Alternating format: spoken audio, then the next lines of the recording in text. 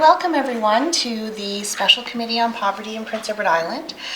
We like to start out these meetings by just quickly going over the main purposes for this committee.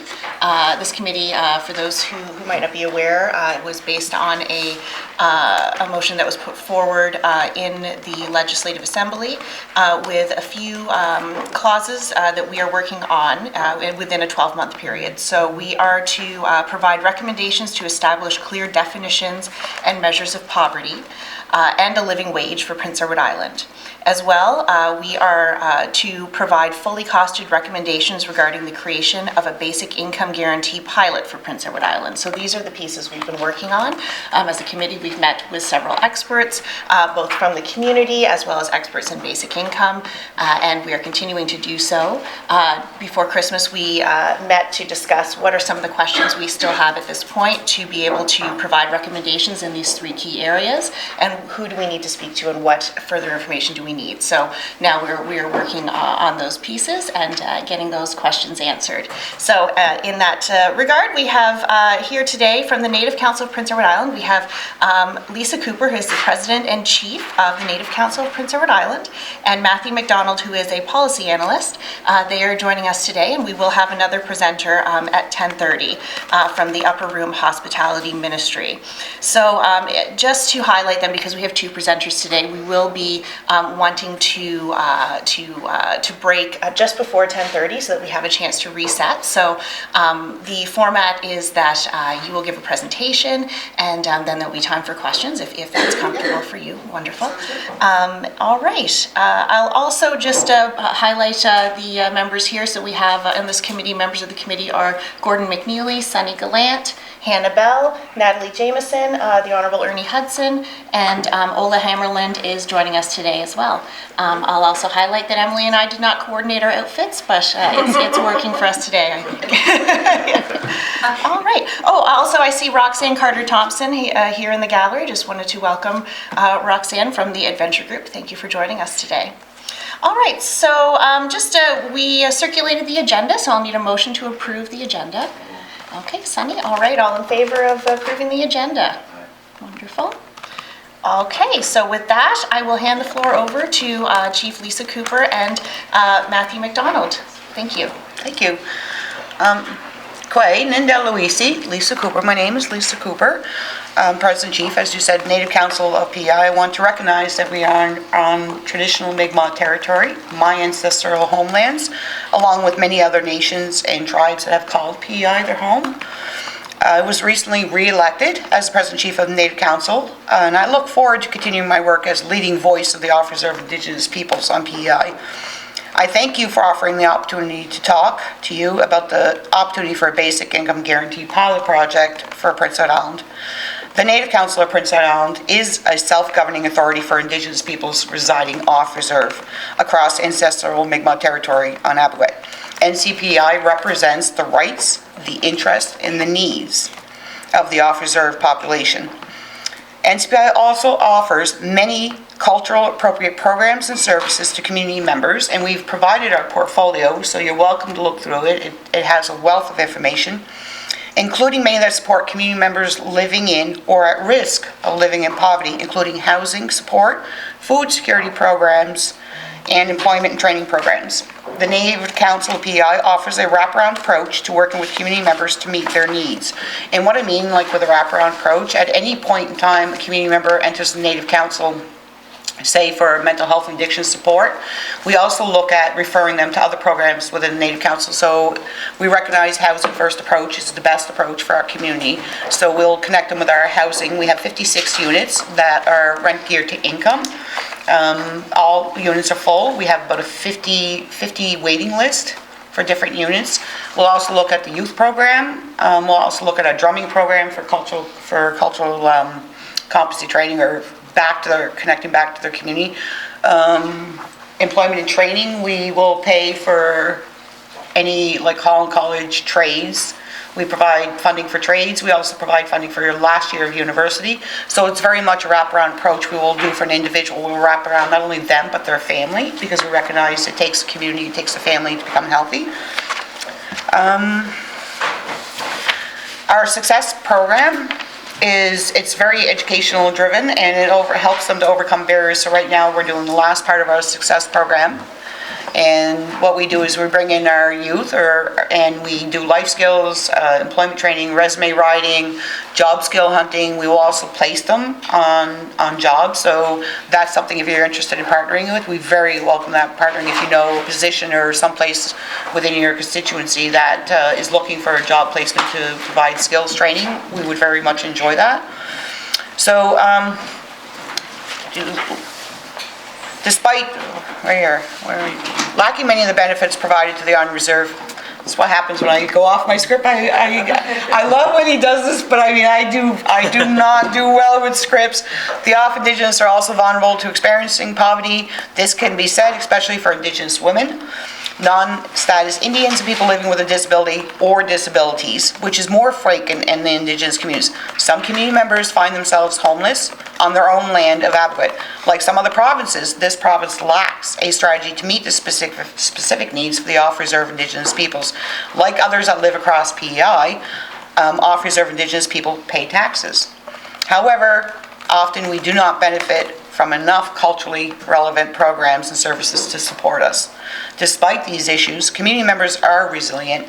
More and more Indigenous peoples across Abaquit are accessing the education they need to find gainful employment, such as through our Indigenous Skills and Employment Training Program, which I spoke about. The Native Council is looking to develop further housing supports to meet community needs. Our housing project supports are available to Indigenous people no matter what nation they are from, Mi'kmaq, Mohawk, Maliseet, Passamaquoddy.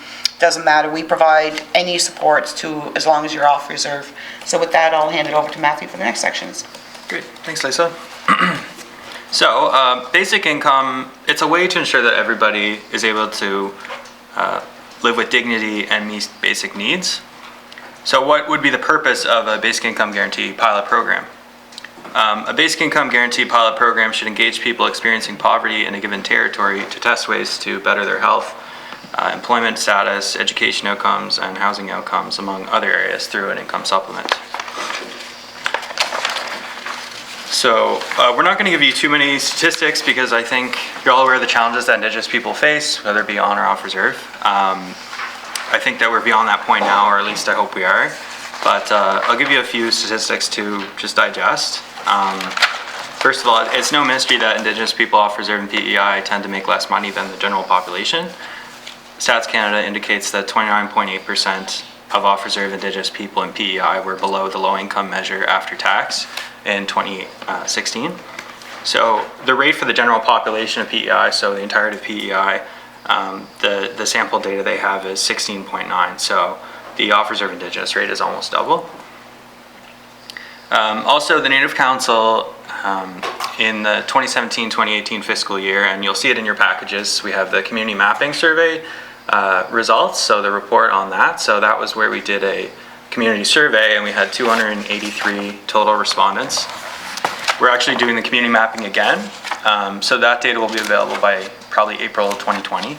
But through this past one, we found that 59% of the community respondents have an annual household income below $40,000. So that's over half have an annual household income below $40,000. And 24% of community respondents reported fair or poor health. As you might expect, when we crosstab, so when we look at the respondents that have lower incomes and the respondents that report fair or poor health, it often correlates. So the lower income you have, the more likely you would be reporting fair or poor health, according to our survey at least. So if you'd like more statistics like that, you can check out these portfolios, but I would also welcome you to contact myself if you'd like to chat about anything like that. As you know, it's well documented that there are continuing inequalities between Indigenous people and non-Indigenous people across Canada and in PEI. So this committee is seeking a definition of poverty. On the definition of poverty, we decided to assist the committee by defining what or when an off-reserve community member is not in poverty. So off-reserve Indigenous community members are not in poverty if they can live healthy lives, can afford the health care that they need, if they live in stable, affordable housing, if they can pursue the education they desire, if they have access to adequate transportation, if they can engage in traditional practices like smudging, sweat lodge ceremony, and traditional harvesting, and if they can subscribe to traditional values and beliefs. On the matter of the Basic Income Guarantee pilot project, the Native Council supports this initiative as it gives the opportunity to most vulnerable islanders to be supported in their lives.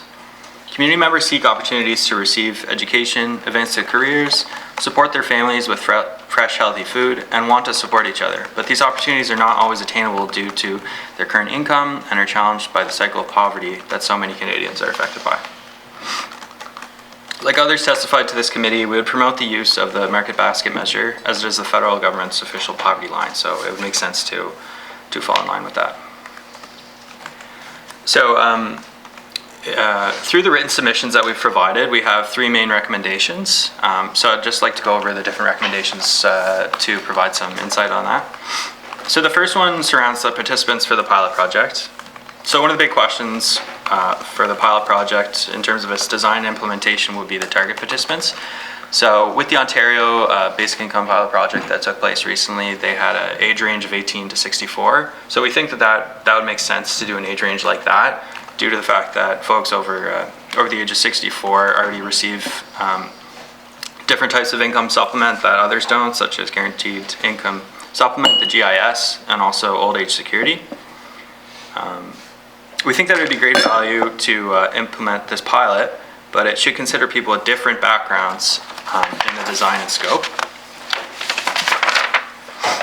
It's really important that through such an exercise, different marginalized or vulnerable groups should be included in the recruitment for pilot participants, including Indigenous people on and off reserve, status and non-status, newcomers to Canada, people living with disabilities, young single people, women, and people that cannot participate in the labor force, as you've heard from some of the other groups that have testified to this committee. These subpopulations are more likely to experience poverty and should be specifically targeted for the pilot. For offers of Indigenous folks, the support should be there because they deserve dignity and respect amid historical and ongoing discrimination and disadvantage that impacts socioeconomic determinants of health. And also because the effect of supporting vulnerable subpopulations will be tracked and will help inform future policy needed to lift offers of Indigenous people, at least to the poverty level that the general population faces. A confidential memo to federal cabinet from 1972 stated that Métis and non-status Indians are far more, and I quote here, far more exposed to discrimination and other social disabilities.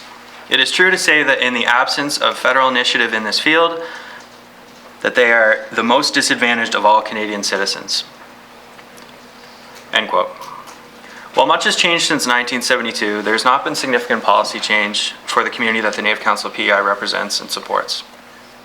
In 2016, through the Daniels decision, the Supreme Court of Canada found that Métis and non-status Indians have been left out of federal and provincial policy decisions, resulting in, quote, jurisdictional wasteland with significant and obvious disadvantaging consequences, end quote.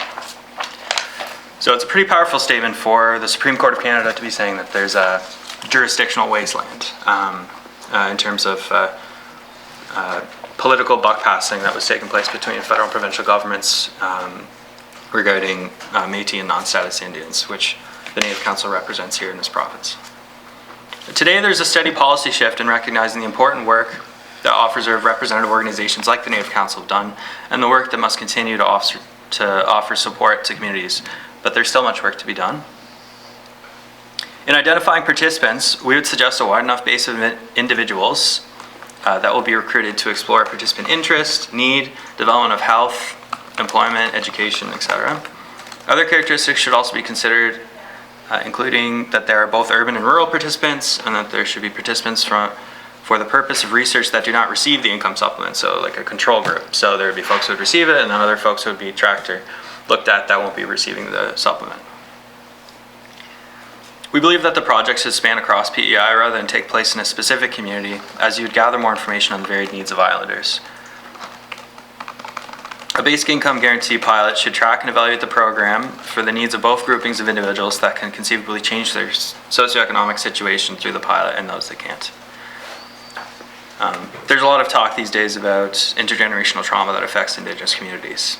And something else also to consider is breaking the cycle of intergenerational poverty. So the second recommendation surrounds recruitment. So we believe it would be great value to use the expertise and knowledge of context and content experts through organizations like the Native Council to assist in identifying and supporting potential project participants with the process. The recruitment for the Ontario pilot project was criticized as they took far too long to recruit project participants. So community organizations like the Native Council can assist in identifying appropriate participants who would fall under the income level that would be targeted for the proposed pilot project here in PEI. Government can certainly guide the rules around the recruitment process to ensure it's fair, but we are offering our assistance, and I believe we would not be the only community-based organization that would be willing to help. The Native Council also has regular programming, town halls, mailouts, and other community outreach such as social media that could be used for recruitment depending on the approach of the pilot. On a related note, some critics say it is possible individuals with significant addiction issues could be harmed by basic income disbursements.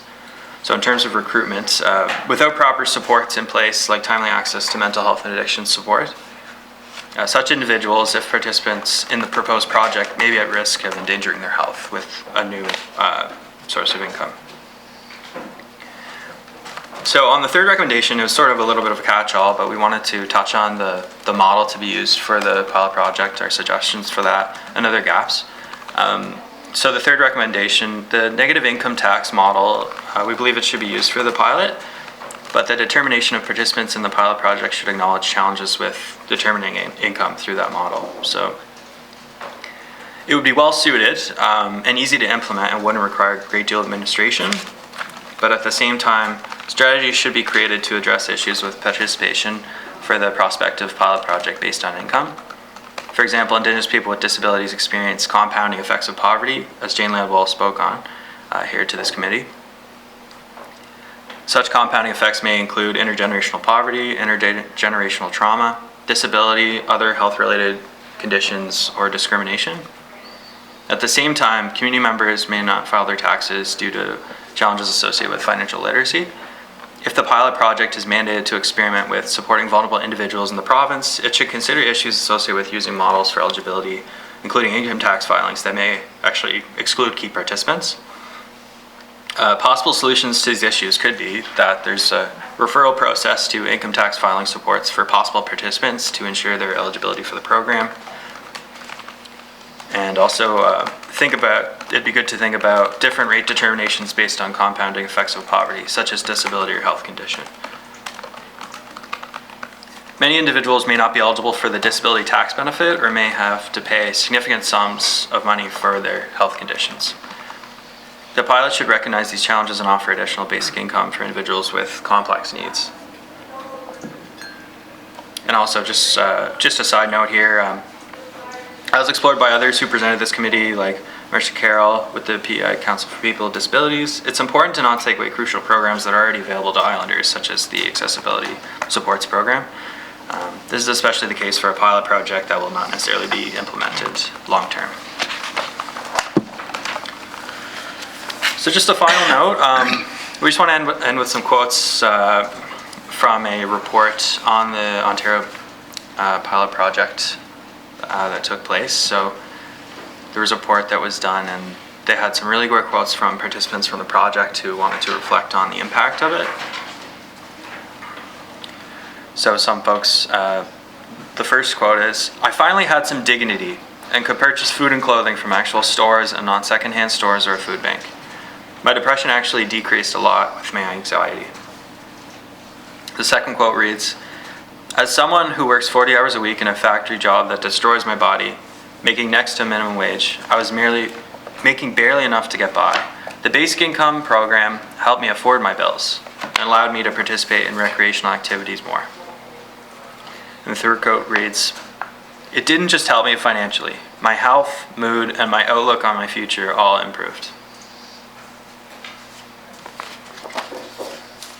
So, with that, I think we're all set with our first piece. So. All right, thank you very much. Thank you, Matthew Mcdonald and Chief Lisa Cooper for that presentation. We will now open the floor up for questions.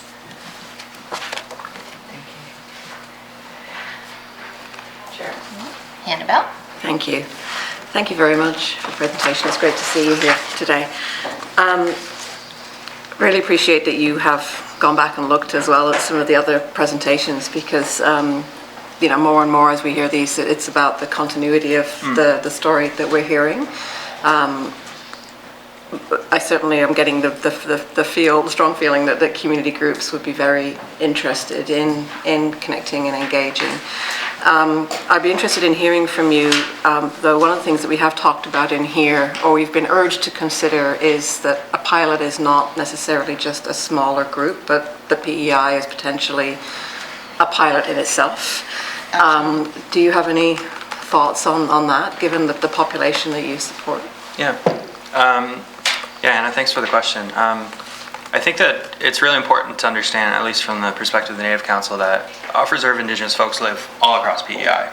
So there might be specific pockets, like we have information, as you'll see in the booklets there, on membership, like X amount live in Charlottetown, X amount live in Summerside, and we break it down by zone as well. So the Native Council zones reflect the counties of Prince Edward Island. So in Zone 1, we actually have the most membership, and then Zone 2, and then Zone 3, which would be Kings County. But in terms of the amount of folks that are part of the pilot, just in terms of what we were saying, like it's important to make sure that it reflects both urban and rural participants, because it would impact them differently. It would really be up to government to decide, how much money they were willing to spend on a pilot, because it could be incredibly costly. Also, depending on if they use the negative income tax model, to what degree. Like I think it was Hugh that was talking about, if your income is over 50,000, then the basic income would stop. So it would also really depend on the model that's used and how much money that the government wants to invest in a pilot. But we think the wider the better, because then you'll have a clear picture of the effects of the pilot and how beneficial it could possibly be for community members.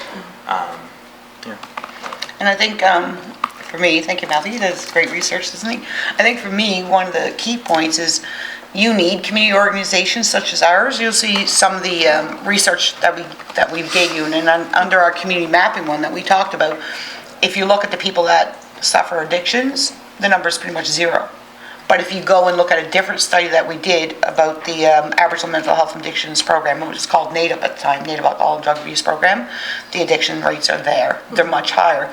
What's the significance between the two is one that is generally just that we put up on Facebook as the community mapping, or we'll on the website, right? So if you're doing a study, that's the population you're going to get. People that have access to computers, people that have the ability to read, the reading level.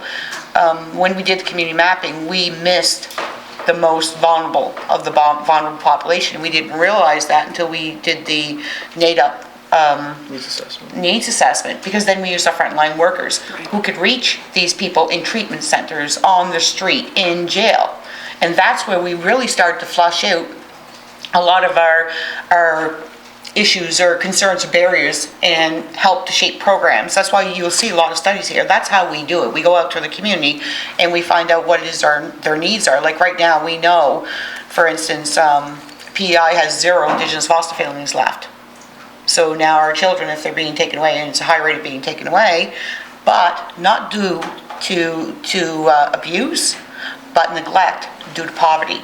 So this is very close for me, and it touches home to a lot of my community members who are losing their kids because of poverty issues, right? And because they're young. It's the youngest and fastest growing population. I think as Indigenous community peoples that live off reserve, we can provide the participants, and we can provide the expertise, and if you're doing a circle or something, we can provide facilitators and get you that information that I believe this committee really needs, and that's from the people that are behind, like in the shadows. They live in the shadows. So, Matthew's right. I think you need many organizations, because an example I'm going to use behind me, the Adventure Group, we often partner with them because they do the same thing as us. Like they're reaching the most vulnerable population. So without organizations like ours, it's hard to do a pilot project, right, or a study. You really, really need that vulnerable population to see the effects of what this study is going to do. and look like, and how does it affect them? Because if we're losing our kids due to poverty, and we address the issues of poverty, wow, now we're addressing the issues of keeping our kids home. Now we're addressing the issues of housing first. Now we're addressing the issues of food and availability. It's cheaper to eat unhealthy than it is healthy. So what are these changes? So you not only need like a quantitative approach, you need a qualitative approach of the impacts, and stories tell that.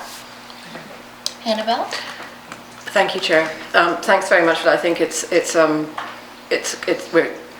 unfortunate that we are continually surprised by the impact and breadth of poverty in PEI. I think it's been probably a recurring theme for most people involved from the committee side. It's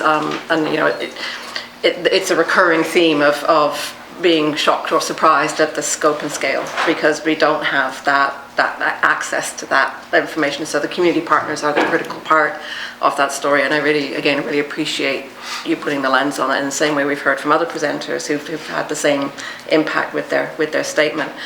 One of the things that you mentioned, Matt, was around the condition. That's what we've been talking about, is conditionality, which is how one of the key pieces around this, and I think it's reflected when you talk about housing first, is a really good example of that, is provision of service without condition to allow people to kind of level up, rather than that, because which is very different from our usual model of providing, and that's something that I think is really challenging for government to get comfortable with, because we are so used to creating programs and services that come with a set of conditions. Many rules, yeah. Yeah, exactly. Yeah. And I think that seems to be, again, another recurring theme that we're hearing is over and over about how important it is for there not to be conditions. But you mentioned something really interesting in there, which was the risk. And that was around, for people who are perhaps very ill with particularly mental health and addictions, that there is a risk here. Do you have any thoughts on how that could be tackled with something like this? Yeah, and I got to give credit to another staff member, so Lynn Bradley, our Aboriginal Mental Health and Addictions Program Coordinator. Lynn brought that up to me, and I was like, that was a very aha moment, because it's not something I first thought about, but there is a danger, because if there's additional income to an individual who puts their own health at risk, faces an addiction problem, there's potential risk there, right? But it's up to government and up to community organizations like the Native Council to wrap around individuals and to help them make the best choices that they possibly can. At the end of the day, everyone's in charge of their own life. But if someone is provided an additional income, then it provides them with the opportunity to make better choices, as we've heard from other presenters. Without that, it's incredibly difficult to make good choices if you don't have the resources available to you to do that. So, especially if they're in their addictions, right at the peak of their addictions, and you give them money, they're going to go get more drugs. I mean, they need the supports first in order for that to happen, right? It's no mystery that there's a lack of culturally appropriate mental health and addictions programming and supports available in the province of PEI, much like other provinces, particularly off reserve. So our suggestion would be, if you do have pilot project participants and you are engaging with people with things like significant addiction issues, there needs to be tracking of that individual, and there needs to be support there for them. I don't know how that would be implemented, but yeah, there would be a gap there if that wasn't there. Thank you. Annabelle, one more question? Yeah, Chair, so observation and a quick question. So the observation, Chair, from this, which is something that's been coming for a little while, is how this is, as we thought, not going to be in any way simple, but I think what we're hearing consistently is the need to ensure that there are a number of other programs and supports that would need to be in place, as well as the provision of a basic income for exactly situations like this, so that we are doing a risk analysis and a program review that says what other things need to be there at the same time as the provision of a basic income, to ensure that we are not creating a risk situation. There's a really unfortunate narrative that if you give people free money, they will do ridiculous things with it, and it's unfortunate. It's a pretty common thing of, people will just go and buy alcohol and cigarettes. The point of a basic income is that they get to choose, but I recognise that the subtlety and the difference there of not putting people into a place where they're actually in what is actually a risk-based behaviour. And that's something that was recognised in the Poverty Action Plan that still hasn't been actioned, which is culturally appropriate mental health supports for Indigenous peoples, whether they're on or off reserve, as well as culturally appropriate education and the other things that are still missing. So it makes that much more important, as a primary outcome. I guess my last piece would be in this one is the other thing that we've talked about in here as one of the reasons why we may not do this is because of what happens if it gets cancelled. And I know that's again a very difficult, it's a what-if situation, but it is something that we would have to think about in terms of putting a program in place. Big question to ask you, but in your research and your thoughts, obviously you looked at the Ontario pilot and that's exactly what happened there, and we know what the impact is when a program is given and taken away, and that's the other risk with a pilot. Do you have any thoughts about how we might be able to mitigate that with your researcher head on, Matt? It makes me think of, I was looking at the write-up that the Ontario government did. They cut the program and they said they're doing compassionate scale down of the project, or they use some sort of wording like that. Yeah, I mean, the negatives, may outweigh the positives if it's just to be, 1 year pilot and we'll see what happens, and then we'll cut it, and then that was we can say we did it.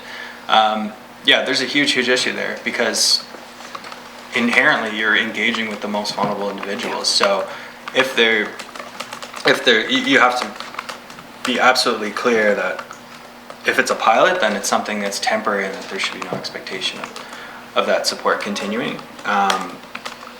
But then also there's you want to make sure that folks are looking to improve their social or their socioeconomic terms of health, that they're looking to improve that through the income that is being provided.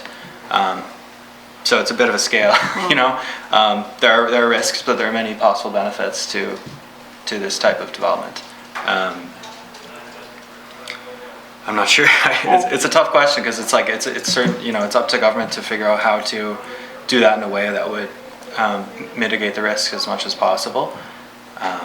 I know there's already been discussion about, would it be arm's length from government and that sort of thing, like how would that be implemented to make sure that it will be, that won't be cut prematurely. So I think there should be provisions there. I don't know what the plan is for that, but I think there should be provisions that it's understood the duration of the pilot project, so that the participants know how long it will be and that it won't be shorter than that. Yeah. At the very least, that would be really great to have, for the participants to have that sort of assurance, and then they can make investments with their own money and then with the money of the basic income. And go forward from there, and they'll have that clear understanding. Okay, this is for 3 years. I have 3 years with this extra income, and maybe I won't after that, but that's okay because I know that, and then make decisions from there. So. Transparency, and I would recommend when you're doing research very much a trauma-informed approach, because I know you talked about that on poverty, because a lot of this is intergenerational poverty, and if you're, especially when you're doing a part that's going to be on your qualitative data and you're doing discussions, you are going to open some wounds. There's no doubt about it, right? You got residential schools, you got the 60 scoop, and a lot of these families that are in poverty now were raised in poverty. They don't know anything else. They don't know anything else. So when you're looking at a short-term pilot project, the long-term effects is going to be, you have to weigh it. Yeah. Right? You have to weigh it. But when you're doing the approach, I think you need to look at a trauma-informed approach, because it's the sensitivity of the topics. Like, you come into a pilot project and then you leave, it's the family that's still left behind, right? Yeah. Thank you very much. I appreciate that. Thank you, Chair. One of the things I really appreciated about your presentation was the framing around how do you know when one of your members is not living in poverty, and I thought that was a very interesting way to present it and quite impactful. So that they're able to live healthy lives, access the healthcare they need, affordable housing, and to me all of these are pieces that are related to how do you live with basic health and dignity, right? So I appreciated that framing. And another thing that you said that really struck me was the idea of Métis and non-status Indians being in a jurisdictional wasteland. and I found that to be quite a jarring sort of concept. I wonder if you could elaborate a little bit on the challenges that you face in trying to help your members and community members navigate through this jurisdictional wasteland when they are struggling with issues of poverty. Yeah, I think that's how you. Yep. Matthew told me to be nice today. And you just, Matthew told me. I'm going to give you an example of what that looks like. So recently we have a 20-year-old single mom, young mom that's living in poverty. And her daughter has a disability, some kind of nutritional disability, VELCAD or something, and she's only 3 and had an appointment at the IWK. So they went across to the IWK. Once they got there, the baby got sick and ended up having to be there for 5 days. But in that process, she contacted the Jordan's principal worker on PEI that works out of the Confederacy and was told that, don't worry about it, we'll cover your costs, we'll cover your travel, we'll cover your bridge, we'll cover your food, we'll cover everything that you need. 5 days in, she racked up a bill about $500 because you're looking at buying her breakfast, lunch, and supper for herself, pajamas because she didn't plan on staying there that long. And then when she came back and tried to submit the expenses, she was told, because you're off reserve, you don't qualify. So even though she is a status from Lennox Island, her child's considered non-status. Now, had she been living on the reserve with this non-status child, Jordan's principal would have covered it. But because she lived off reserve, Jordan's principal won't cover a non-status off reserve. That's the jurisdictional wasteland that the Daniels Declaration and 9 Supreme Court judges ruled on. I'm part of a negotiation team with the Congress of Aboriginal Peoples, which is our national affiliate organization. And we've been doing extensive meetings. We signed a political accord, which is in here. And more recently, we asked Andrew Loken, the co-counsel for the Daniels Declaration case that stood in the courts for 16 years, are the off-reserve Indigenous communities right bearers? Are we Section 35? Are we in 9124? Is it the federal government we look to? Do we have constitutional rights? And his response is, absolutely you do. Absolutely. The Indian Act created this Indigenous community, this beast of these Indigenous communities because of the Indian Act, because women like my mother was denied status when she married. So when you're looking at the jurisdictional wasteland, that's the prime example. When you're looking at the budget that's coming up for 2020, if it's being based on the 2019 budget, look at the 2019 budget really closely. $333 million is allocated, say, for something like education excludes off reserve. So much is allocated for this, excludes the non-status and off-reserve. We're an Indian, that's what Daniels first declared. The first declaration, we asked 3 questions, is are Métis and non-status, or the MNSI, considered Indians? And the 9 Supreme Court judges ruled unanimously yes. So that should have been governments, both the provincial and federal governments first clue that, you know what, they're Indians. And if you're looking at reconciliation, it's supposed to be with all Indians. But there seems to be a tendency to only look at First Nations, which are Indian Act bands, Métis, which is Métis National Council, and ITK, the Inuit. And it excludes the largest and most vulnerable population. That's what Daniels declared, is that basically 9 Supreme Court judges said that because we've been in this jurisdictional wasteland for over 150 years, we are now the most impoverished, more impoverished than those that live on reserve. And this is often forgotten in most programming, be it in PEI or be it in Ottawa. Like, we're hoping that changes, and we do see changes coming, now that we've pushed harder and we've used our lawyers, and we shouldn't have to, because the thing is to negotiate and not litigate. But when you have a population that's being excluded and discriminated openly because we live off reserve, I can't access the Family Pride program as a status. I'm off reserve. But why is that program available to on-reserve? Because it's a federal government funded program. Reserves are municipalities in the making. And that's my opinion. They're municipalities in the making. You're not going to get Mayor of Charlottetown going to Summerside saying, I'm going to tell you to put stop signs up because Mayor of Summerside is going to tell you to go back to Charlottetown.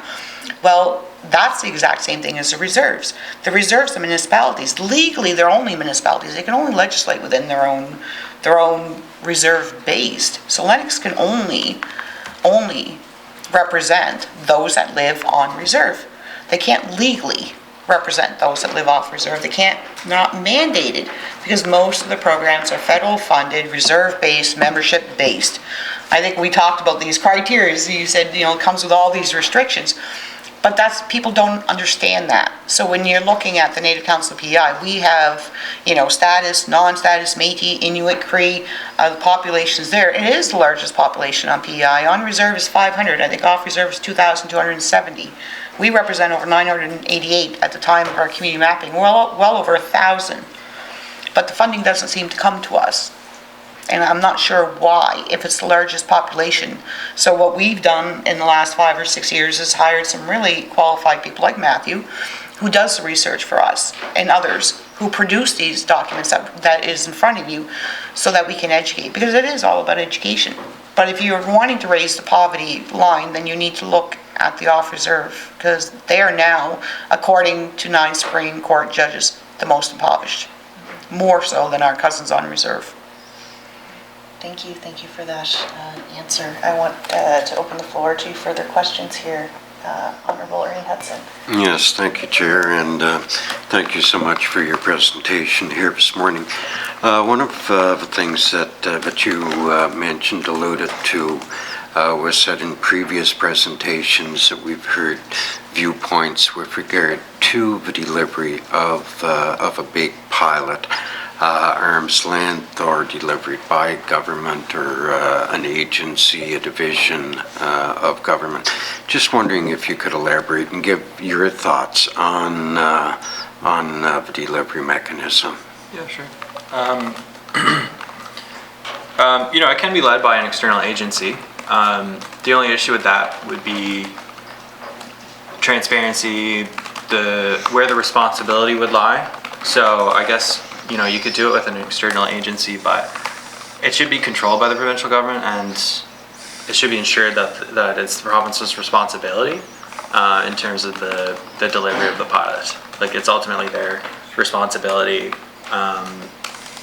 should anything go wrong, or, it would be the province that folks should call upon in terms of the delivery of the pilot.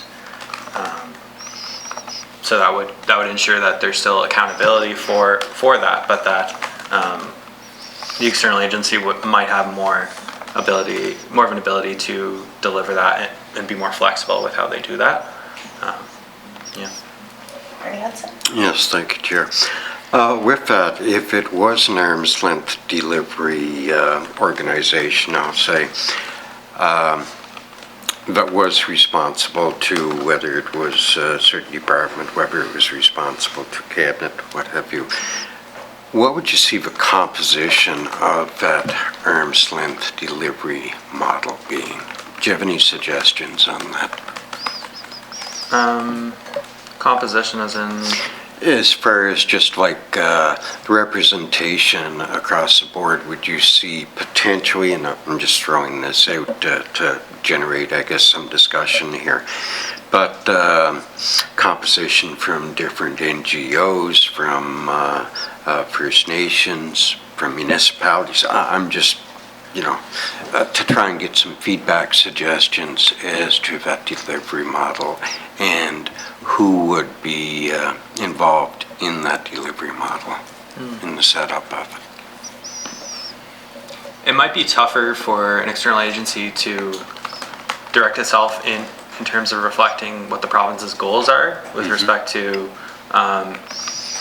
representation and ensuring that there's a wide base of individuals that are collaborating on that.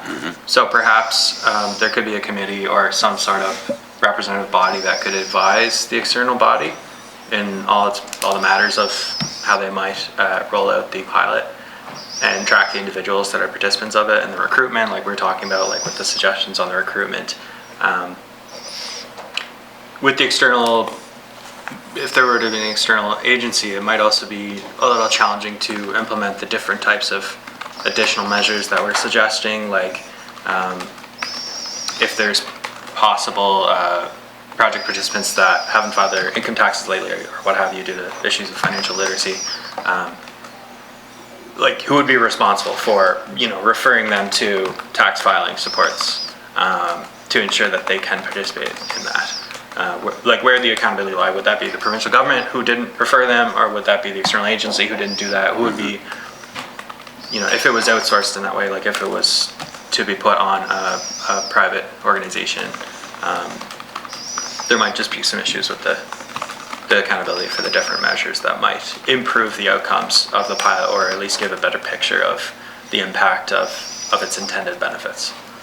Okay. Ernie, did you Thank have you, one Chair. more question? Thank you, Chair. Gordon McNeely. Yeah, thanks for your presentation. It was very enlightening, and you did a great job. Just wanted to ask a few questions about digging down into the pilot a little bit, or potential pilot. You mentioned in 2016, 29% of off-reserve people live below the poverty line versus 16%. That's correct? 16% versus. It's not poverty line. It's the low income measure after tax.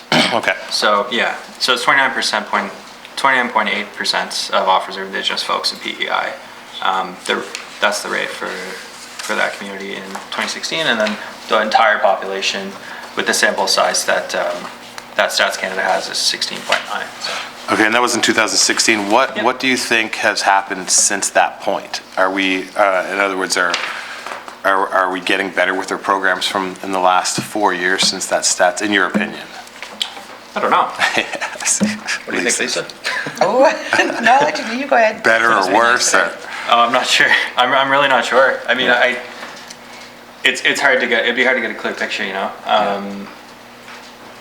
I would suspect it's not better. And we can only speak on what we know, if the Indigenous population is the youngest and fastest growing population, you have basically young women having babies, right? And if you don't have proper supports in place, and if you don't have the ability to raise them above poverty, then they're living on a system of welfare. And then another child enters, because that's all they know. And another child means more money. Another child means more money. And then another child means more money. And then social services steps in because she has too many kids to handle. So they're taken away due to poverty, right? Whereas if you raise them out of poverty, it's different. I can only go from my own example at 17, having my first child at 17. I'm a statistic, and I should have been a statistic that never succeeded. I'm sitting here with a master's in education. I have probably 5 degrees that I can show you on a flip of a table. But what made it possible for me was organizations and community organizations such as the Native Council. I never would have been able to afford to go to school if I didn't have the Negum housing to live in, if my rent wasn't allowed to fluctuate, that when I was working at Tim's, I had a place to stay. When I didn't work at Tim's, I didn't lose my job. I didn't have a fear of losing my job because you had what was called an oops month. We do have that. It's an oops month. You don't pay the minimum, like $50 or something. And then you get back on your feet again. That's what helped me get through school. And then the social programs that they had, that they were able to direct me to student loans, they were able to direct me. And that's the key. Not a lot of people, when you live in poverty, your world is so small and you're so unsure of what your next meal is going to be. I mean, I've lined up the food bank more times than I can shake a stick at, and I'm proud to say that, because it takes the community to raise our community up. And if it wasn't for the Native Council for providing cultural supports to my son, to be drummers, to be proud of who they are, that walking in two worlds is difficult. Yes, I've walked in UPEI at times when we had a ruling that came down, the Marshall decision, and I've had half the class saying, all those Indians out there, you know what, if they're wanting their rights and they're wanting modern day rights, well, they need to, go back to canoes and spears. And I felt that small. I was the only Indian in the whole class, and my kids felt that when they asked questions about Mi'kmaq unceded territory in grade 7, was told, oh, we don't talk about that. But if it wasn't for the Native Council enabling my kids to be proud of who they are, they sit here with degrees. I've got one going for a second master's that works in the government, makes more money than I do. I have a second one that's going for a second master's. Taking me out of poverty took my kids out of poverty. But it's not just poverty, because it's here, it's in here, and it's in here. Poverty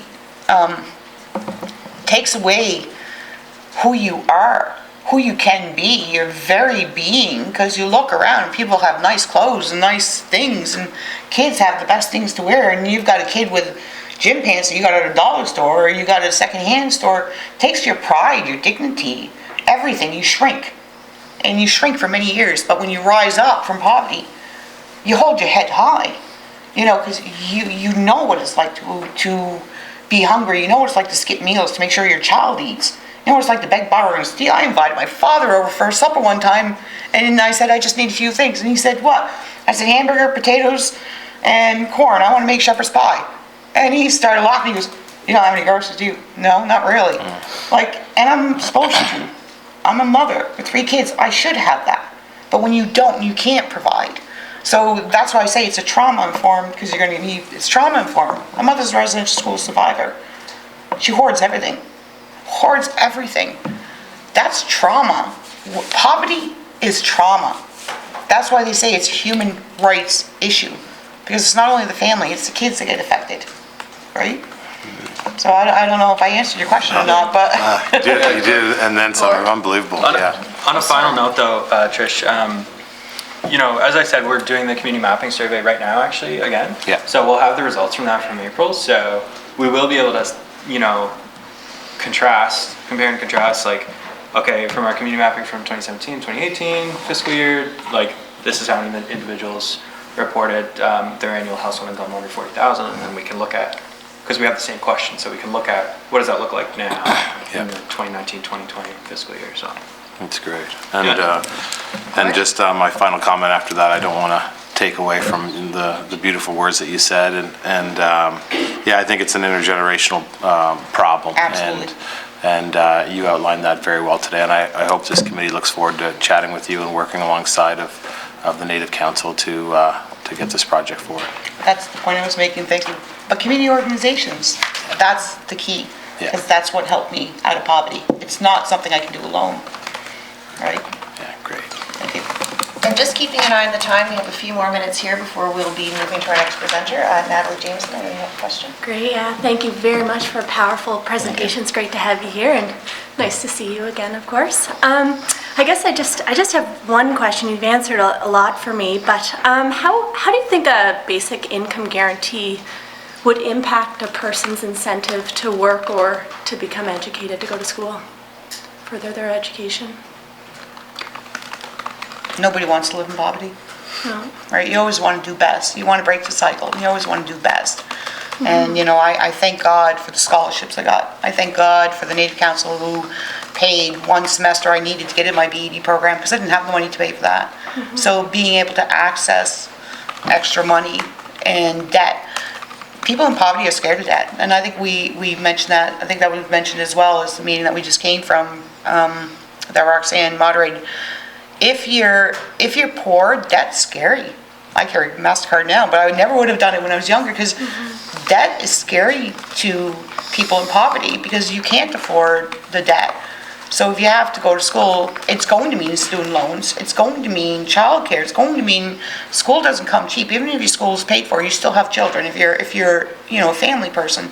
So having that extra income or extra support and organizations that, you know, get funding like the Native Council that can support us, then you want to take advantage of it. Are there issues? Oh, absolutely. We provide, you know, so many programs, services. I wish I could say that our community is no longer in need, but I don't think you're going to get that. I think intergenerational trauma, I think, you know, the challenges, the barriers are overwhelming. And for us, it's about breaking it down to manageable barriers. So if we need to pay for them, if we need to pay their cab or their bus to get to the council for programming, we will do that. So I think it's reducing the barriers, not making it so overwhelming. And if you have that extra income, that may be able to go towards you being able to get the bus every day to school or going towards you being able to afford daycare. You're going to take those options, but hopefully this study and other studies that we're doing will help identify and flush out, especially in the Indigenous communities, what are those barriers and what needs to be done. I can sit here and say, for me, this worked for me, but obviously it doesn't work for all my community or we'd all have masters. So, you know, it's working with each individual of where they are at that point in time. And then I don't know how you decide that, except your qualitative data. Where are you in this point in time? Where do you want to be? And what are your barriers? Natalie, did you have one more question? No, I appreciate your response, and you made a good point around the childcare component. I mean, I can only imagine what kind of obstacle that would be for anyone, really. Absolutely. Right? Yeah. So, no, thank you very much. I do appreciate it. Do you want to add to that? No, that's great. Yeah. I just had one more quick question. So one of the topics that has come up in different presentations would be around age of access to the pilot. So you had mentioned that I believe you mentioned that you would recommend, similar to the Ontario pilot, that it would be for 18 to 64. Yeah. We've heard some presenters say perhaps 25 is a more appropriate age. So I wonder if you could just quickly touch on that and explain. I feel like Lisa would agree with me in saying that, I think the younger the better, personally, just as a young person, but also thinking about the community of the Native Council, there'd be a lot of young folks that are living on their own.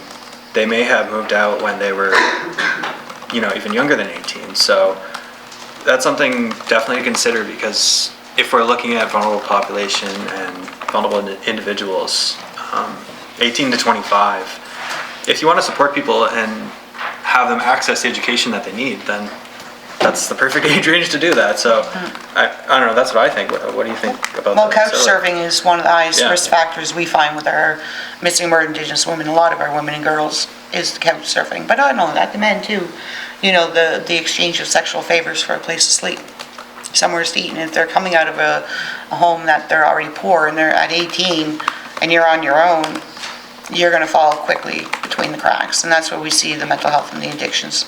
It's very high rated there as well. Thank you. All right, any last questions? All right, so I want to thank you both again so much for your powerful presentation today. And I do expect the committee will be in touch in the future and work with you, continue Absolutely. this relationship as we Thank work you. toward our goals. So thank you. So we'll just take a 5-minute break and just reset for our next presenter.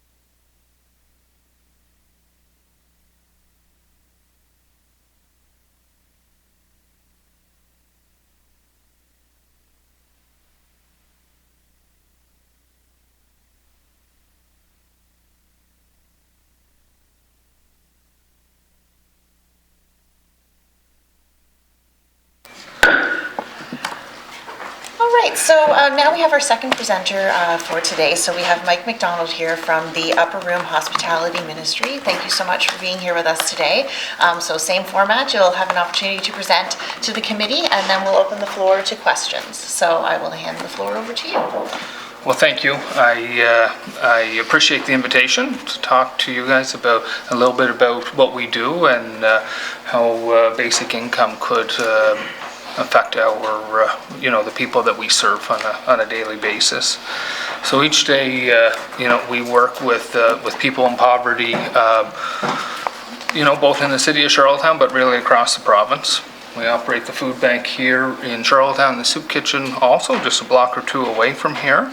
We also work with the other food banks across the province in distribution food and distributing funds, and ensuring that there is an adequate or a consistent service across the province.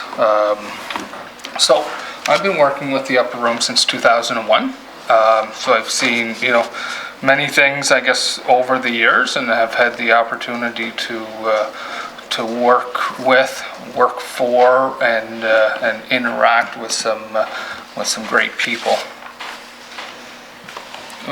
One of the things, I guess, at the Upper Room that we've been striving for over the last number of years is really to improve our service. We've been purchasing more fresh food, more nutritious food. We've been serving more nutritious food at our soup kitchen. It's certainly a belief of ours that we need to make our society healthier, and I think this is one way for us to start. That's one thing that we've been working on. A couple of you know that we've been working with the committee on the warming shelter as well. Very, very proud of that, how quickly that came about.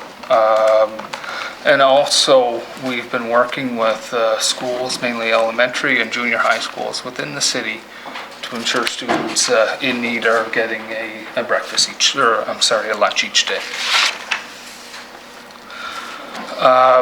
So at the food bank, at the Upper Room Food Bank, we serve approximately 525 families each month, about 1,600 people. Almost 40% of those people are under the age of 18. Our soup kitchen, we serve about 3,500 meals each month. At our food bank, we do have a policy that people can come once a month. That policy has been known to bend, different times and many times depending on situations. At our soup kitchen, we serve 12 meals a week, and individuals can go to each of those meals. So they could potentially have 12 meals at our soup kitchen each week.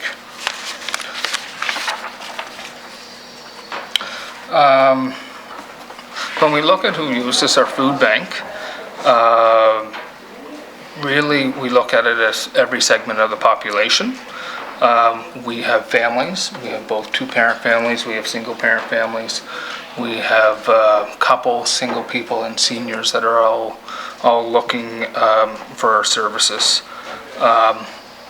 Historically, the main reasons people come to us are housing, and cost of housing, employment, whether it be lack of employment, low wages, seasonal employment,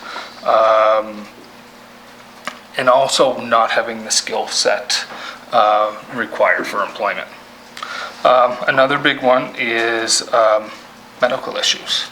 The cost of medications and possibly not being able to work due to those issues. At our soup kitchen, the majority of the people that we do see are single individuals. Again, all age ranges. We actually see them as young as 15 years old. And of course, we see seniors as well. We do have a couple families that use our soup kitchen on a regular basis, but for the most part, it is either single adults or couples. majority of the people that use our soup kitchen really, fall into a couple areas. There's addiction issues and there's mental health issues, and both of those issues don't allow individuals to work. And again, it always comes back to housing, and the lack of housing, lack of affordable housing.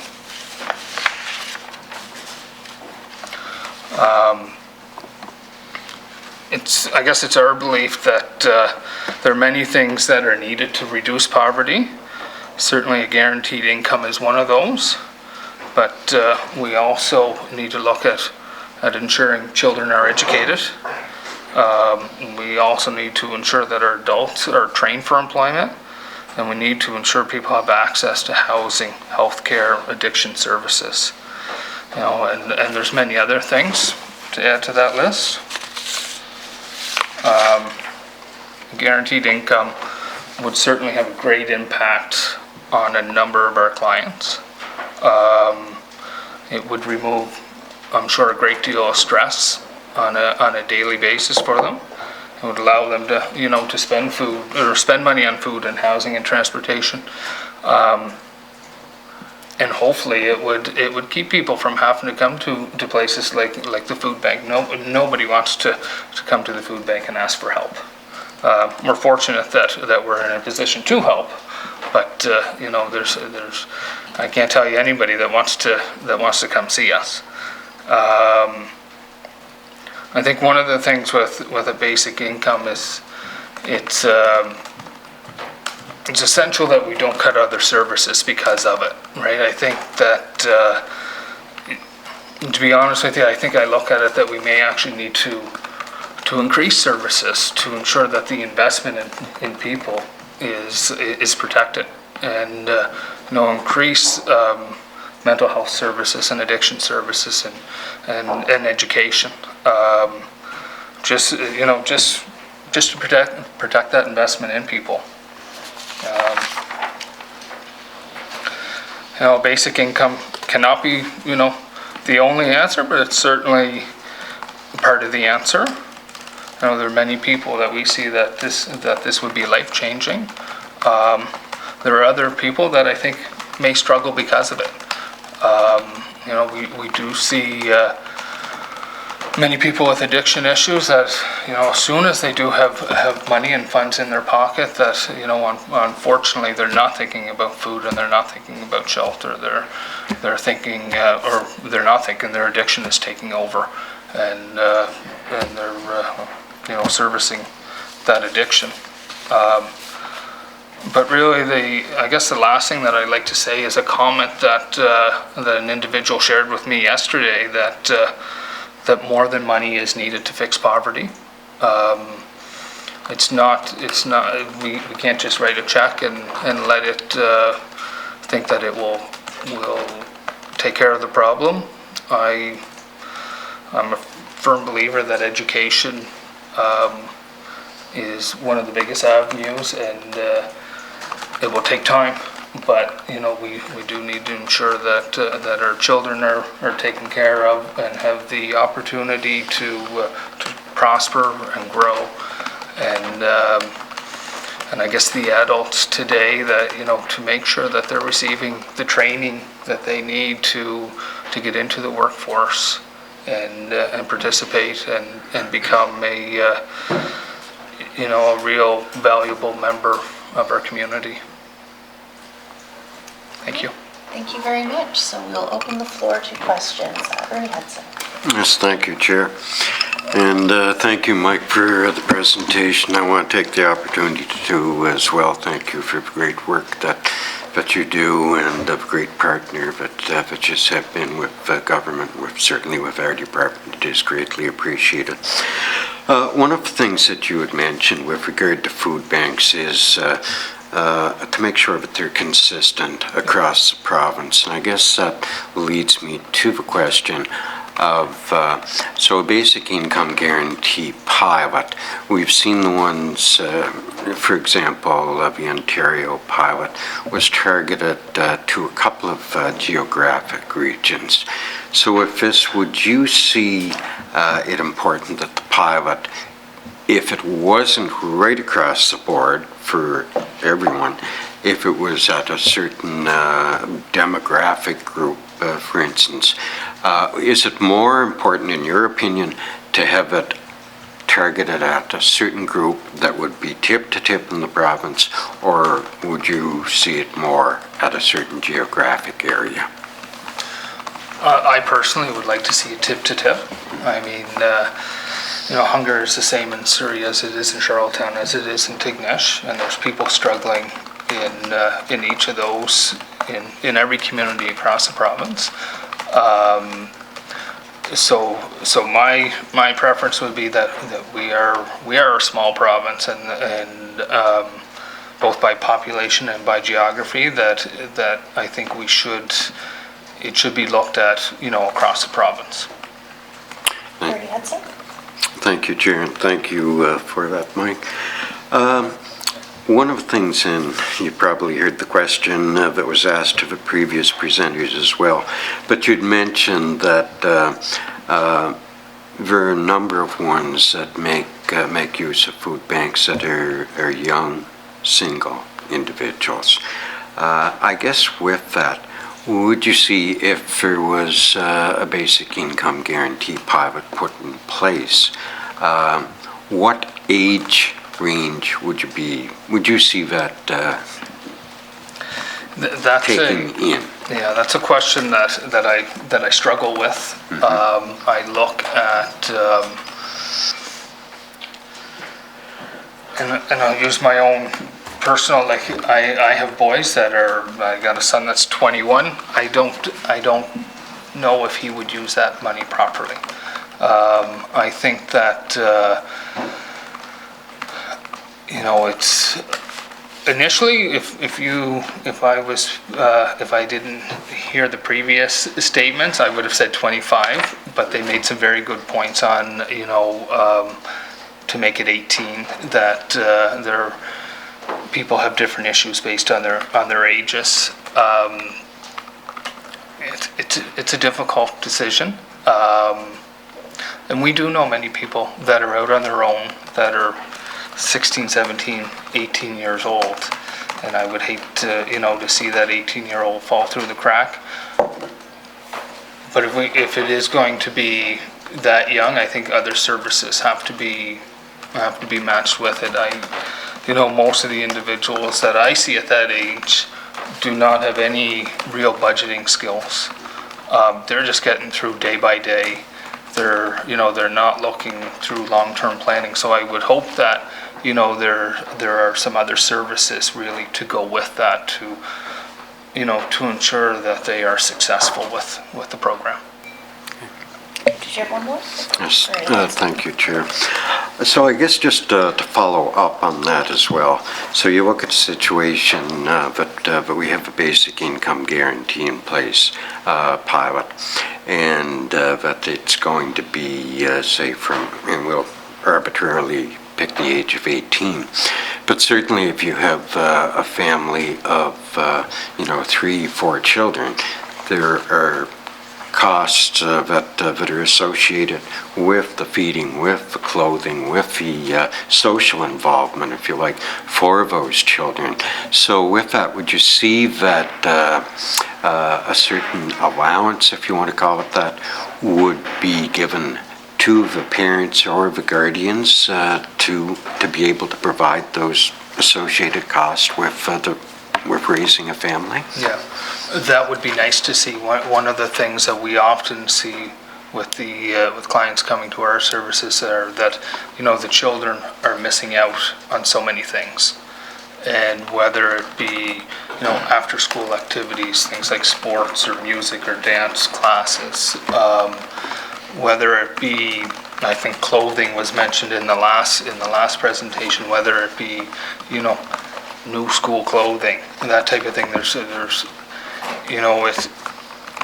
we see it every day, and it's heartbreaking, to be honest with you. So, you know, there are many more factors for a family to think about, and that, you know, if we could have almost an excess fund for families with children.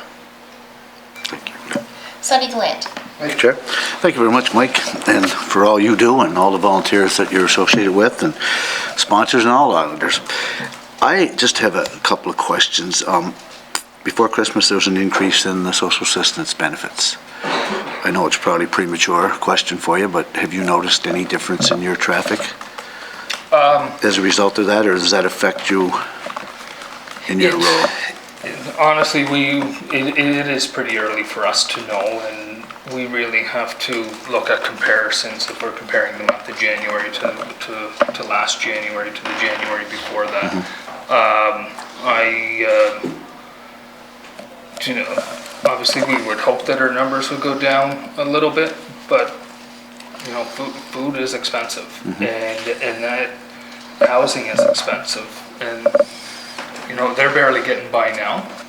So I would think our numbers would remain pretty consistent, you know, with that increase or not. Okay. And hopefully, you know, it just relieves a little bit of stress off of those individuals, and they'll still come to us, and we'll, you know, I know when I left the food bank this morning, we had a lineup of about 25 people that were waiting for service, right? So, but it is early for us to tell. Last week with weather and stuff, we were a little bit slower. So. Okay. Sunny? And thank you, and I thank the department for their increases in that, and I mean, you know, anything we can do to help those folks. Yeah. You said you serve 12 meals a week? Yes. Yeah. So how does that work? Like, so we serve lunch 7 days a week, and we serve supper Monday to Friday.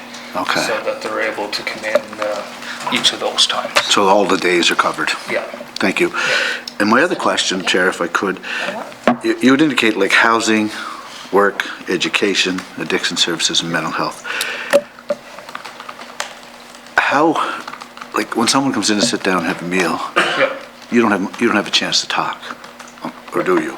Do they reach out to you, or how could there be some mechanism to help these people with their addiction or with their housing? Like you used housing quite a bit. Like how could we reach out to those people? Yeah. Is there somebody that could go into your establishment and talk to these people when they're there? Or I'm just throwing out something that how could we reach out to help in that area? So, and really, in our soup kitchen, it's not an interview process. People can come and they can go, but over time we form some real relationships with these individuals, and they you know, we gain their trust, and they're always looking for, you know, people to share things with. And many of our clients, especially at our soup kitchen, soup kitchen is one of the only places that they kind of feel accepted, and that they feel good going into, and know that you know, as long as everybody behaves, you're more than welcome, type of thing. Talking about the housing and things, that's one of the things that I think the warming center is actually going to fill a huge gap, where they don't have to go across to Ellis Brothers and that type of thing. That we do have different groups going in there each week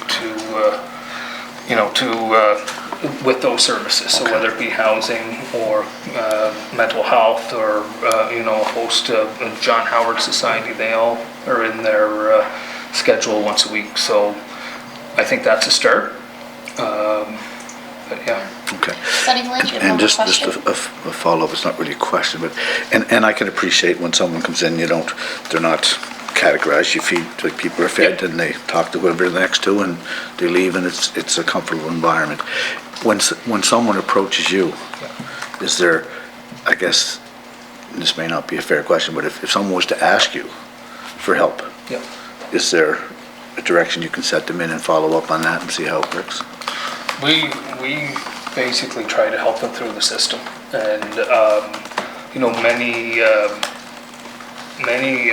the individuals don't even know, I don't mean to say don't know how to make that phone call, but not sure what to communicate during that phone call, whether it be to social assistants or a housing officer or whatever it may be. So, you know, our volunteers and staff have spent many hours with different clients trying to navigate them through the system. We'll continue to do that. Thank you very much. Thanks a lot for your work over the decades, really, and what you've done, and I think it's really important. I guess this committee is really trying to get as many people out of poverty, but we're always faced with, like you said in your addictions and mental health. As you see it in your experience, what can we do better to work on those things? You know, I think the biggest thing is access to addiction counseling and services and mental health. There's many people that we see that, we see many people that aren't ready for that help, but we do see many people that are ready for help and have kind of hit their rock bottom and just can't make that access to it.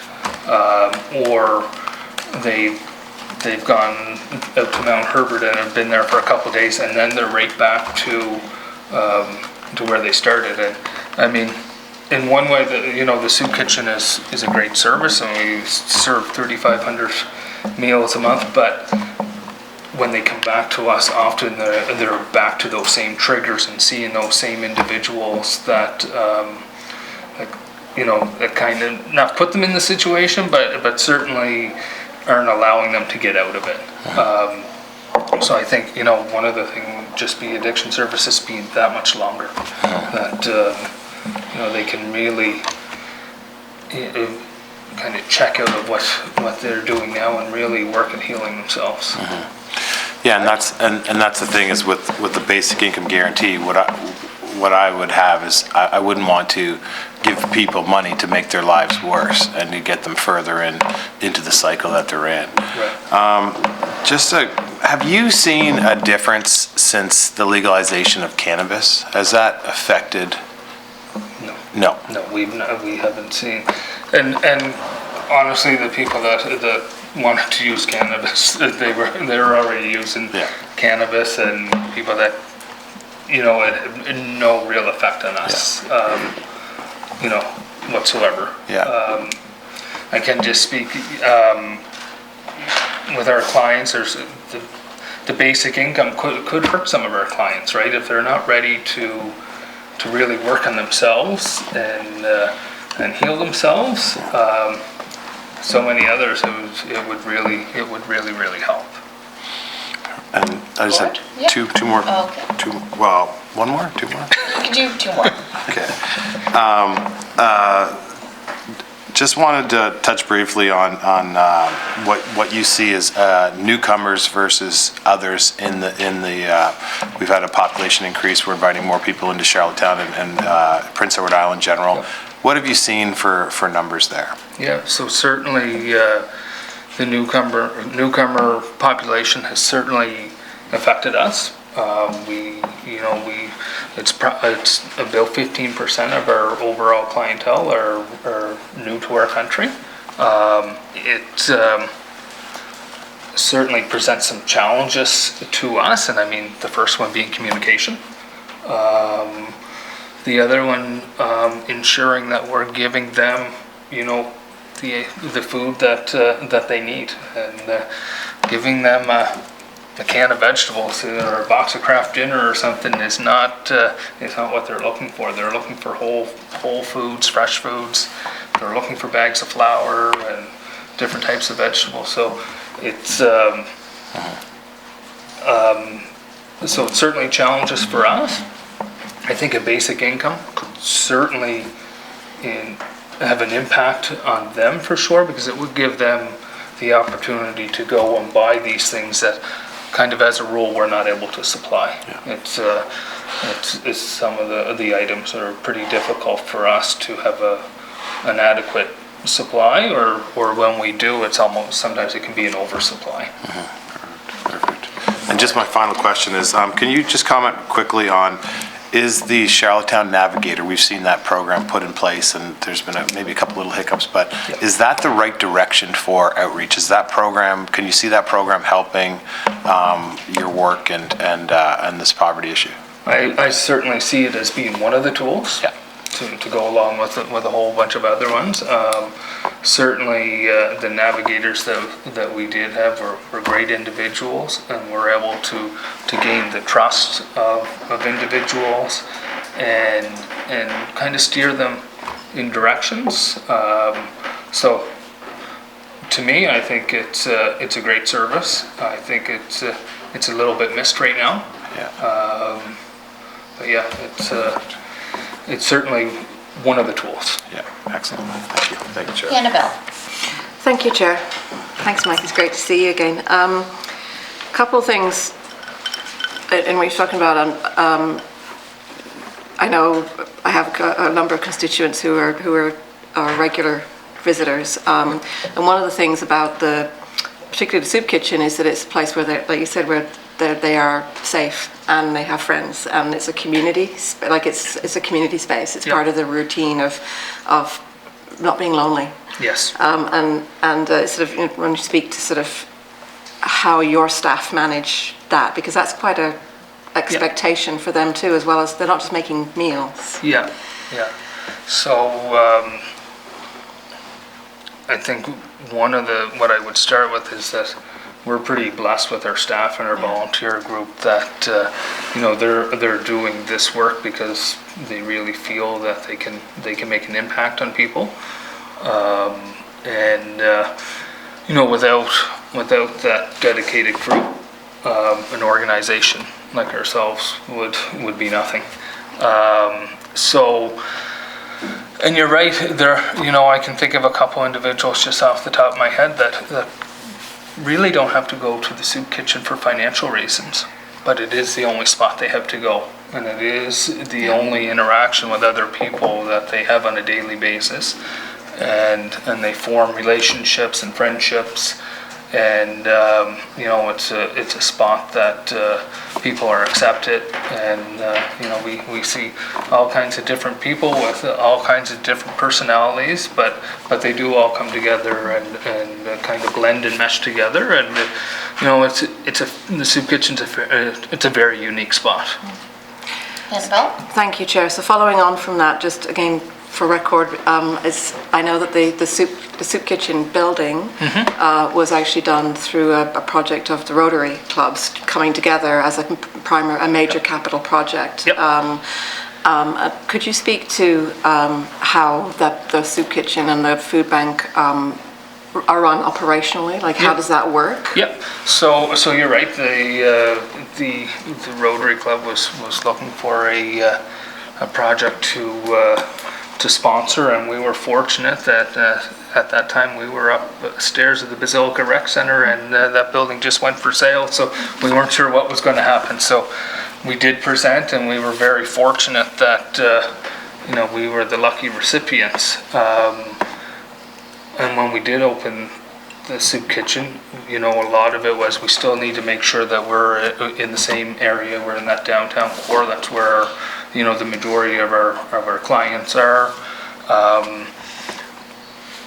The biggest thing with that building was making sure that the dining room was big and opened, and so that we could get as many people in there and give them just a spot to eat, of course, but a spot to sit and hang out and meet with other people and spend a little bit of time. So we do own that building now, and it is one of our biggest expenses, and for sure that we heat it, we pay insurance on it, we paved the driveway this past year, snow removal, all that kind of stuff. Our food bank, we're actually very fortunate that the provincial government owns that building, and we've been in that building since 2001, shortly after I started, actually. And we're also, we're very lucky with the work that they do to that building to ensure that it meets our needs. We have refrigeration units, coolers, and freezers that allow us to take a diverse type of product.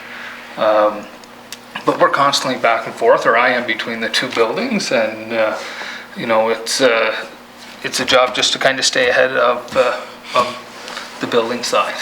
Yeah. Hannah. Thank you, Chair. And so the follow-on from that is do you receive any funding from the government? Obviously, you get the support through the building on Belmont. Yeah. Do you have any other support to cover your things like those operational salaries, that kind of piece? How does that work? We don't. The building is significant. Yes.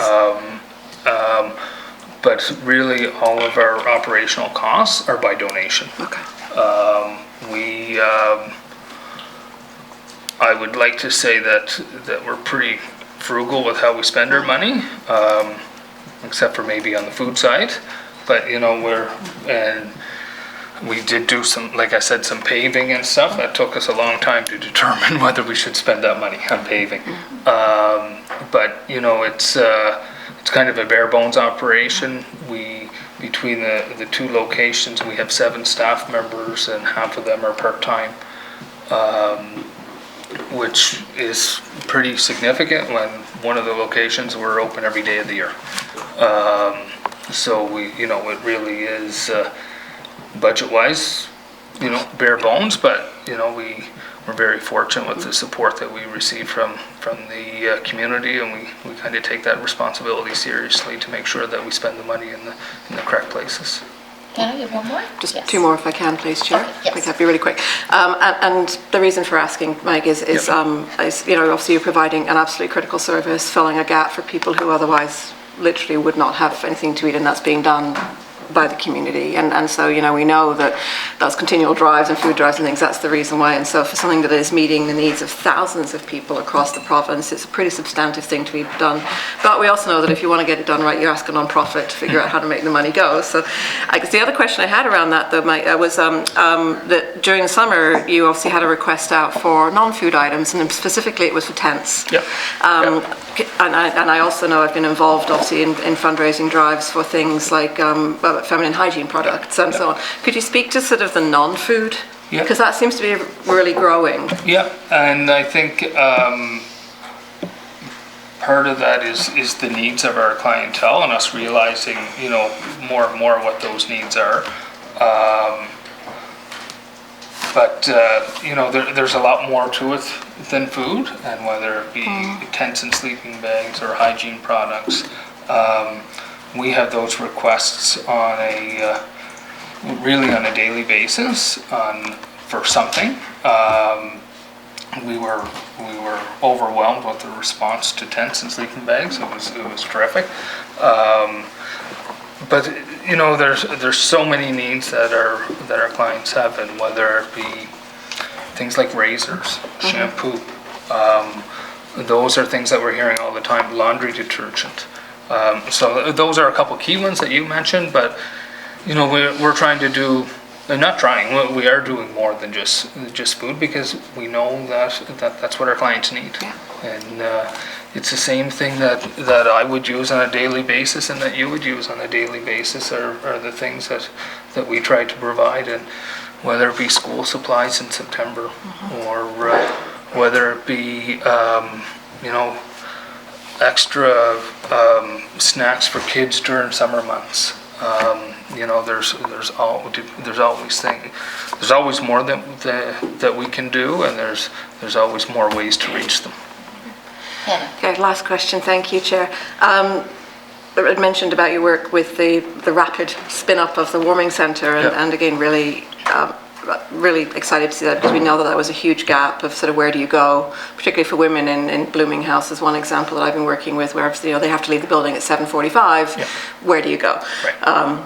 And minus 15 today, I wouldn't want to be walking and having to find a place to stay. Yeah. Are you providing food support for that space, as that's an additional pressure then for you and your team? Yeah, we are doing that, and we'll see what type of Okay. you know, how that impacts us a little bit further down the road, but it's certainly something that we're more than happy to do and see the need that, yes, people need to get inside and be warm, but they also need to have a cup of coffee and a bite to eat, and, you know, I think it all goes together, and, you know, that's something that is pretty logical for us to support. Great. Thank you very much. Really Thank you. appreciate it. Thank you, Chair. Yes, thank you. I had just one quick question. So we had asked you to speak a little bit about the experience of your clients who are accessing social assistance. But when we're talking about a basic income, of course, we're talking about something that would be beyond just social assistance clients. It would be, you know, for those below a certain income threshold, so including the working poor. So I'm wondering if you could speak a little bit about individuals who would be sort of considered the working poor, so people who are working part-time, short-term, precarious employment that might access your services. Yeah, there's an individual that I speak to on a very regular basis that shares her previous story with me quite often, and it is a challenge for working poor. You know, they don't have access to free medication, or I shouldn't say free medication, but medication. They don't. There's so many things that they're missing out on, whether there's an allowance for back to school time for kids. So I think that it's probably a group that is underserved now, that it would have a huge impact on, that the basic income. They're, you know, minimum, whether they're working minimum wage or they're working. A lot of our clients, they work seasonal and they work outside, and it's very weather dependent. And you know, so 1 week they could be getting 40 hours, and the next week they're getting 20. So it would really help those individuals, and especially with things like healthcare, medication, dental, those things that they know that others are getting through social assistance that they're missing out on. So again, you know, certainly for some clients that I've spoken to, it can be quite frustrating, to be honest with you, that you know, that they're not getting, or that others are getting, you know, medications and stuff, and they're not able to access that. Okay. So that would be certainly a help for many. Thank you. Ola. Thank you. It's a great service you provide. I was wondering how people get to your facility, and if getting there is a problem. It can be for some. So many of many of them walk to us. Many of them take the bus. We're not far from a bus stop, and many of them do either drive, or I would say the majority of them are actually getting drives from, whether it be other family members or neighbors. If you drove by the food bank today, you'd probably see a couple of nice cars parked out front. But if you look real closely, there's probably somebody sitting in the driver's seat, and they're just, you know, they're the transportation for that individual. One of the things that we started to do, just over a year ago, was delivering out to Cornwall, for instance. So we do deliver boxes out there once a week to make it a little bit more accessible. We're kind of actually looking at things right now to see exactly where our clients are coming from, and are there other communities that we should be reaching out to, and other service groups that we may be able to provide that service to as well. So there are different ways to get there, but it certainly can be difficult for some of them to get to us. And we've been known to have some pretty kind-hearted volunteers that would deliver the odd package to somebody as well, because transportation is an issue. Thank you. Question? Yeah. Natalie Jameson. Great. Thanks so much, Mike, for coming in, and thanks for all the work your organization, the volunteers do. It's pretty remarkable, the way you serve serve our community, so thank you. You may have mentioned this and maybe I just missed it, but so you're currently serving 3,500 meals a month. Yep. How has that number changed throughout the last few years? And I guess what would you see as some of the contributing factors? Yeah. Over the last couple of years, our numbers actually get up as high as 4,200 a month. Okay. Those numbers, sometimes it's kind of hard to measure our numbers because they're actually numbers that would happen in the summer months, and we'd actually see a lot of transient people come through and use our services. So it can be hard to compare exactly, but 3,500's been pretty consistent for about the last 2 years. Okay. But the majority of our clients, or what I would say are they're regular clients. They're very regular clients. They may not be there for 12 meals a week, but they'd be there for 8. Yeah, they'd definitely be there for close to 3/4 of the meals. I should say too, some of our clients do move and look for kind of greener pastures type of thing. We see a lot of our clients go to Halifax, and we kind of lose touch with them. And even a number of our clients will go out to the Queen's Arms, and with that we don't see them as often. We will usually see them for 1 meal a day instead of the 2. Natalie? I know you've been with the organization now for a number of years. Have you noticed any significant changes in terms of the clients that you are serving? For the most part, I mean, obviously our clients change, but what I would say, like the type of clients we see has been extremely close to being the same. So we're always seeing single parent families and 2-parent families, and we see seniors. I guess the biggest increase would be people new to our country. Sure. That has certainly increased over the last number of years. But we've always had a high number of Indigenous people using our services, and a lot of so those numbers don't. The individuals change, but the where they're categorized type of thing doesn't necessarily change by a lot. Okay, sure. Natalie? Yeah, just a last question. How does the Upper River Food Bank, do you work with local farmers on, and I'm just wondering, you're nodding your head, which is great. I'm just wondering, for example, I remember a couple of years ago picking with my father, going to a cauliflower field that had already been mass produced, and all the cauliflower that had met certain size requirements had been sold off to the grocery stores, but there was all this waste on the field, and the gentle farmer was kind enough to allow us to go and pick the remainder, and we brought it over to the food bank. And so I'm just wondering about your relationship with our local farmers here on the island. Yeah, we're pretty fortunate that the farming community has been a major supporter of not only our food bank, but food banks across the province, and really food banks across the Maritimes, and will often make arrangements for potatoes to be shipped to Nova Scotia, that type of thing. So I mean,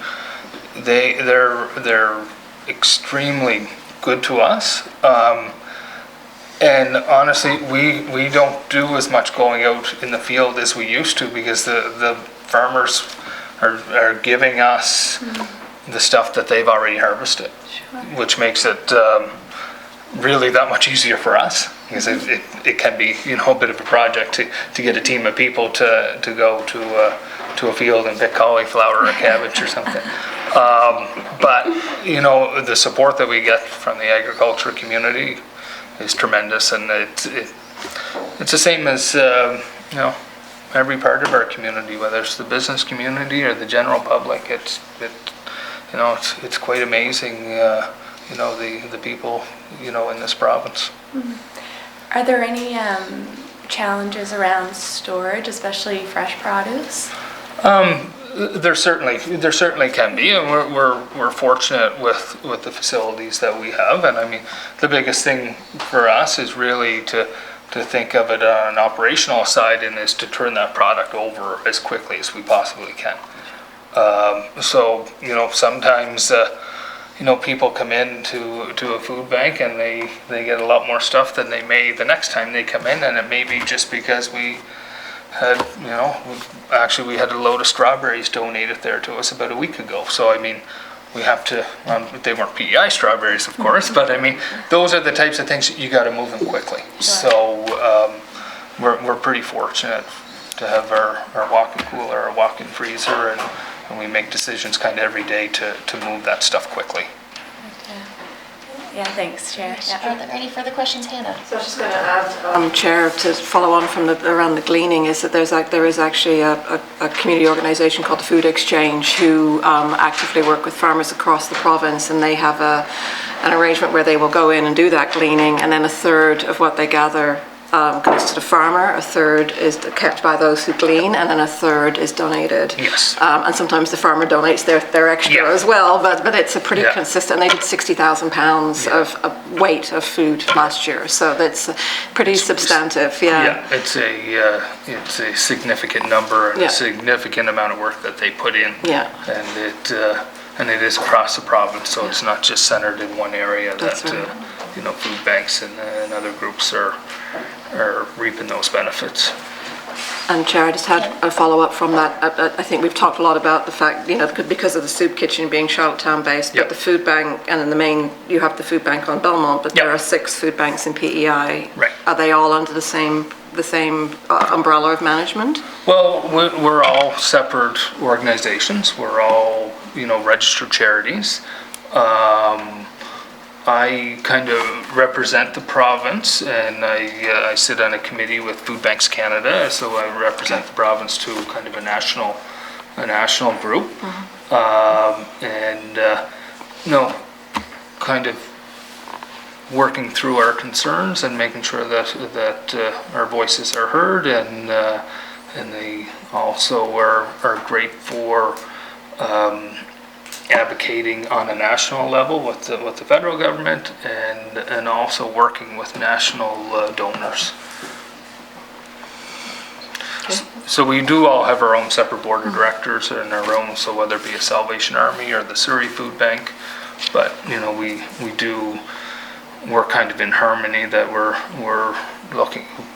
we don't work in competition. We're working together. Hannah, did you have any further questions? No, I think it follows on to that. I was going to, ask about that relationship, because obviously Salvation Army does the breakfast program here in town, so we know, and that kind of link and connection that way, that you all kind of work together to sort of, because it's the same group of people in a broad sense. Yeah, and even our food bank is open Monday, Wednesday, and Friday. They're open Tuesday and Thursday to ensure that there is access to that service, every day of the week, that type of thing. So we do, we wouldn't be looking at offering kind of the same service. It's how we can complement each other.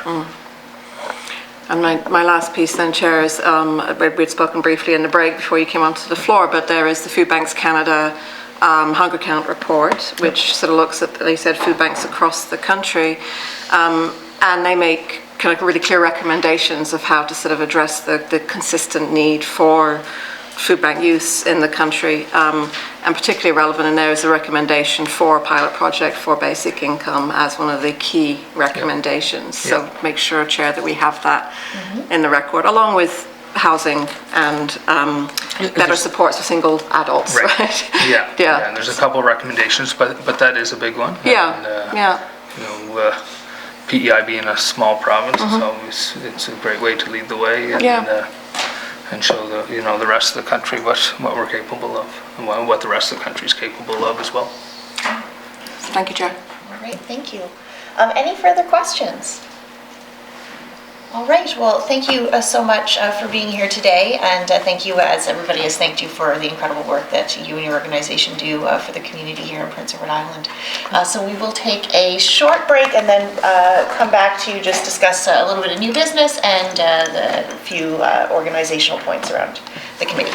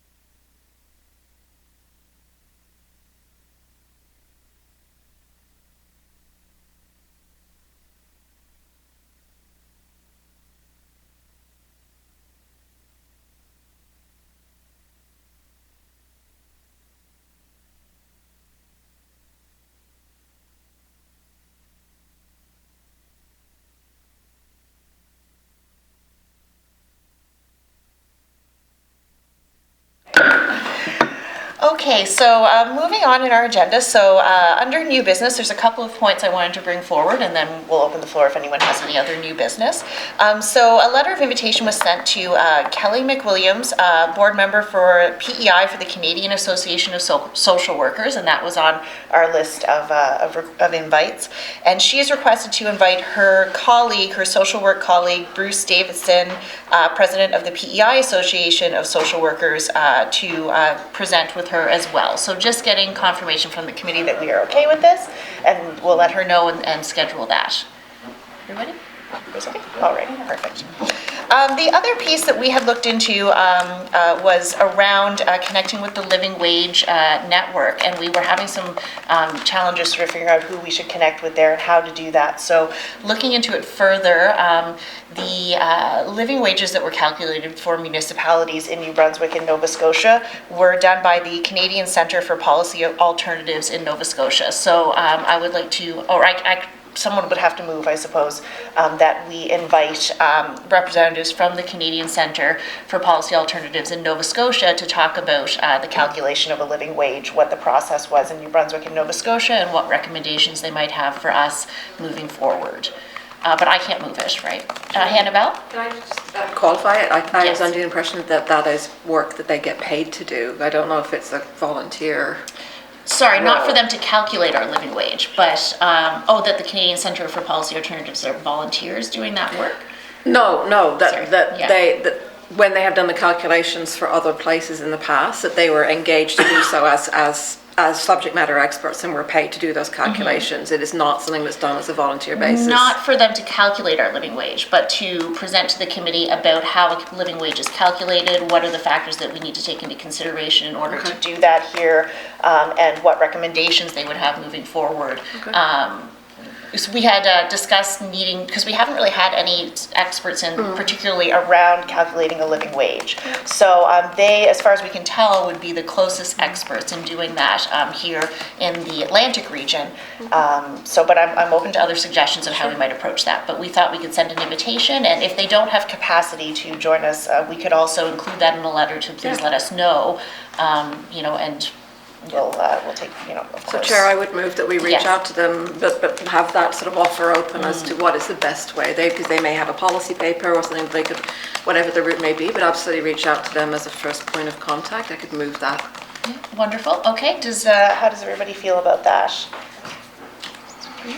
Okay. Wonderful. So all in favor? Everyone nodded, so I think that's formal enough. Okay. Great.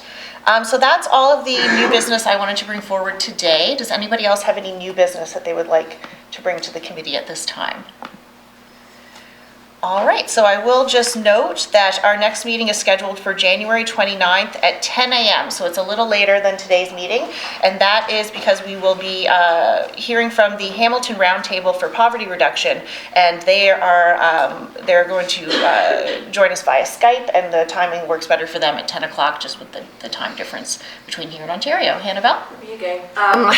Chair, I think perhaps not for discussion at this meeting, but at a near future meeting, we should discuss whether we need to extend our timeframe for this committee, given the amount of work that we still have to do in terms of the actual doing to our mandate. I wouldn't want us to feel like we were rushed, and I personally am concerned that we need more time. And so I think we should probably have a discussion in committee about that at a soon to be held. I would respectfully submit that we add that to a future discussion. Okay, yeah, thank you, Hannah. And would that be, a discussion that would be in camera around planning for the committee, or is that something that would not be, Emily, traditionally would us, in terms of process? In terms of process, if it's going to be something that the committee is going to include in their report to the House, then I would suggest, or that the rule says that the discussion would be in camera. Okay. When we discuss anything in relation to the report. Okay. And since the motion that created the committee kind of had that timeline, it was directed by motion from the House, it might be, that's kind of how the committee would communicate with the House, is through the report. So that would be my suggestion. But we'll certainly keep track of that for a future, keep it on the agenda for a future discussion. Okay, yeah. Thank you. Would we, I mean, we can add that to the next meeting if we would like, to have an in-camera portion at the end to start talking about whether or not we believe we're going to need more time and what exactly the work that is, that we still need to do on these different areas. Is that something that we would like to add to our agenda for the next meeting? We do just have one presenter next week, so that might work out quite well. Okay. Okay, perfect. All right, great. Any other new business? Okay, motion to adjourn. Thank you. All right, all in favor?